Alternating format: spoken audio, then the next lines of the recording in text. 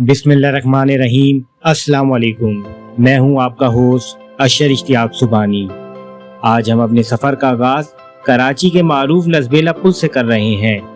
लसबेला का नाम रियासत लसबेला से ताल्लुक़ रखने वाले मीर अयूब आलियानी की रिहाइशगाह लसबेला हाउस की निस्बत से पड़ा। 1950 में बल्दिया उज़्मा कराची के ज़ेरे एहतमाम तामीर होने वाला ये पुल कई दहाइयों से कराची के शुमाली और मरकजी इलाकों को आपस में जोड़ने का अहम जरिया है। जूं जूं हम आगे बढ़ते हैं, गुलबहार का इलाका शुरू हो जाता है। ये सड़क जिस पर हम सफ़र कर रहे हैं नवाब सिद्दीक अली खां रोड कहलाती है। आज ये इलाका एक गुंजान आबाद शहरी बस्ती की सूरत इख्तियार कर चुका है, मगर एक वक्त था जब यहाँ दूर दूर तक खुले मैदान हुआ करते थे। इन्हीं मैदानों में फौजी निशानाबाजी की मशकें हुआ करती थीं और यही वजह थी कि इस इलाके को गोली मार कहा जाने लगा। ये पूरा इलाका लियारी नदी के किनारे आबाद हुआ और इसी नदी के साथ इन रिहायशी क्वार्टर से तकरीबन 2 किलोमीटर के फासले पर एक सरकारी बारूद खाना भी कायम था। और यही वो तारीखी पस मंज़र है जिसने इस इलाके की शनाख्त और नाम को जन्म दिया। क्या में पाकिस्तान के फ़ौरन बाद जब लाखों महाजरीन नई मुमलिकत में पहुँचे तो उनकी आबादकारी एक बड़ा चैलेंज बन चुकी थी।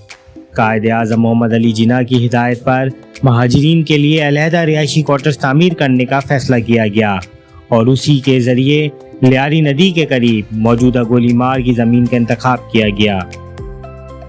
1948 के आगाज़ ही में पहले मरहले के तहत तकरीबन 100 क्वार्टर्स तामीर कर दिए गए।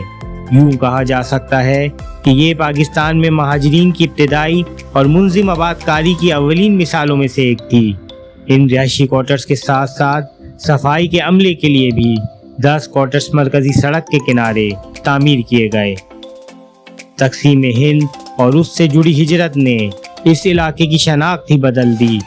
मुख्तलिफ शहरों से आने वाले उर्दू बोलने वाले मुहाजिरीन ने यहाँ अपने नए घर बसाए और इस बस्ती को अपनी मेहनत, तहजीब और सकाफत से आबाद किया। इन्हीं लोगों ने मोहब्बत के साथ इस इलाके का नाम गोलीमार से बदलकर गुलबहार रख दिया। 19 अगस्त 1959 को इस नई आबादी का संग बुनियाद रखा गया और वक्त के साथ ये इलाका कराची की अहम बस्तियों में शुमार होने लगा। गुलबहार की तामीर और तरक्की ने मुमताज़ शायर, अदीब और तहरीक पाकिस्तान के सरगर्म कारकुन सैयद नैयर अजीज़ मदनी का किरदार भी नुमाया रहा। आज गुलबहार कराची के अहम तिजारती मराकज़ में शुमार होता है, खुसूसन सैनिटरी, बाथ फिटिंग्स, टाइल्स और तामीराती सामान की मार्केट के तौर पर इसकी एक मुनफरिद शनाख्त है। इस वक्त मेरे दाएं हाथ पर फिरदौस कॉलोनी आबाद है, जबकि बाएं जानिब रिजविया सोसाइटी वाक़ है। ये दोनों इलाके कराची की तारीख, सकाफत और अपने मुनफरिद किरदार के हवाले से ख़ास अहमियत रखते हैं। अगर आप फिरदौस कॉलोनी या रिजविया सोसाइटी की तारीख, वहाँ की शख्सियात और उन इलाकों की दिलचस्प दास्तानों के बारे में मज़ीद जानना चाहते हैं तो इन पर हमारे तफसीली डॉक्यूमेंट्री व्लॉग्स पहले ही हमारा नाज़माबाद यूट्यूब चैनल पर मौजूद हैं। इन व्लॉग्स में हमने इन बस्तियों की तारीख, यादगार मकामात और वहाँ से वाबस्ता शख्सियात का तफसील से जिक्र किया है। देखना मत भूलिएगा। इन वीडियोस के लिंक्स आपको इस वीडियो की डिस्क्रिप्शन में भी मिल जाएंगे। और अब आइए अपने इस सफ़र को मज़ीद आगे बढ़ाते हैं। मेरे बाएं हाथ पर कराची का मारूफ सर सैयद गर्ल्स कॉलेज और उससे मुल्हिका गवर्नमेंट कॉलेज बराए ख़वातीन नाज़माबाद वाक़े है, जबकि चंद कदम के फासले पर उर्दू बाज़ार नाज़माबाद भी मौजूद है जो कई नस्लों की तालीमी ज़रूरियात पूरा करता आया है। ये इलाका नाज़माबाद नंबर 1 कहलाता है, जबकि मेरे दाएं हाथ पर नाज़माबाद नंबर 2 वाक़े है। इन दोनों इलाकों की तारीख, शख्सियात और यादगार मकामात पर हमारे तफसीली डॉक्यूमेंट्री व्लॉग्स हमारा नाज़माबाद यूट्यूब चैनल पर मौजूद हैं, जिनके लिंक्स आपको इस वीडियो के डिस्क्रिप्शन में मिल जाएंगे।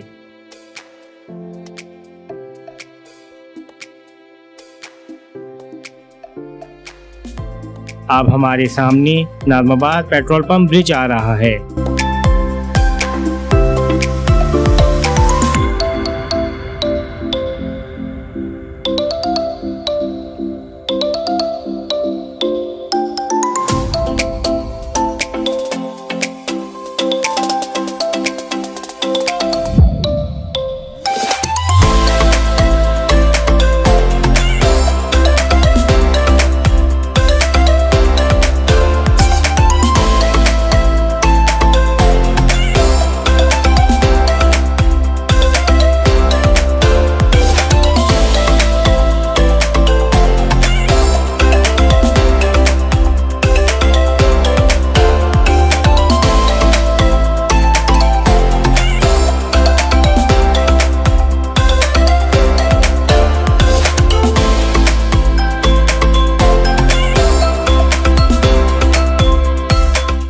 اور پل سے اترتے ہی دائیں جانب ناظم آباد نمبر 4 جبکہ بائیں جانب ناظم آباد نمبر 3 واقع ہے۔ ان علاقوں پر بھی ہماری تفصیلی ویڈیوز موجود ہیں جن میں ہم نے ان کی تاریخ، شخصیات اور دلچسپ کہانیوں کو محفوظ کرنے کی ایک چھوٹی سی کوشش کی ہے۔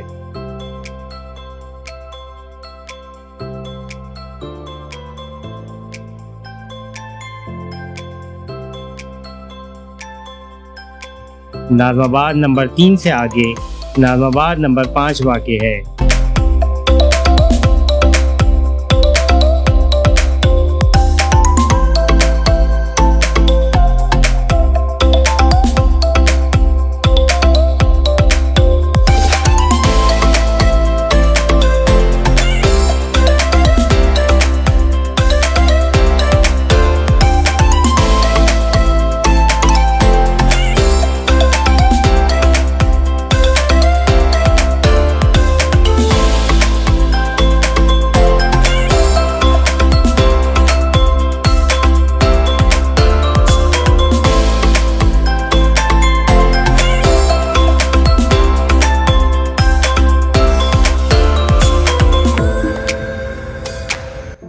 اور یوں ہمارا آج کا سفر میٹرک بورڈ آفس برج پر پہنچ کر اختتام پذیر ہو رہا ہے، جہاں سے آگے نارتھ ناظم آباد کا آغاز ہو جاتا ہے۔